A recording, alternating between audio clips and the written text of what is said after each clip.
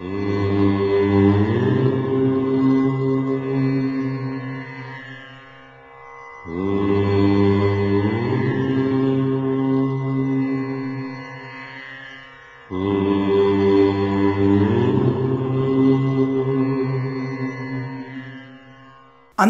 నమస్కారం। ఈ రోజు మనము 22/1/2019 మంగళవారం రోజున ఉన్నటువంటి పంచాంగ వివరణ గురించి తెలుసుకుందాం। ఈ రోజు శ్రీ విలంబనామ సంవత్సరము, ఉత్తరాయణము, హేమంత ఋతువు, పుష్యమాసము, బహుళపక్షము, పాఠ్యమి ఉదయం 7:04 వరకు ఉండి తదుపరి బహుళ విధియ ప్రారంభమవుతున్నది। విధియ కూడా ఈ రోజు రాత్రి 3:25 వరకు ఉండి తదుపరి తదియ కూడా ప్రారంభమవుతున్నది।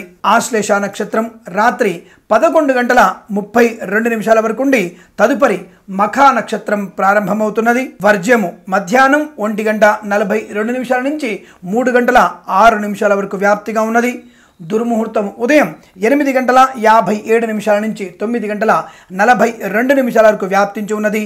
తిరిగి రాత్రి 11:02 నుంచి 11:53 వరకు కూడా దుర్ముహూర్త వ్యాప్తి ఉందన్న విషయాన్ని గుర్తించండి। అమృత ఘడియలు రాత్రి 10:08 నుంచి 11:32 వరకు కూడా కనబడుతున్నది।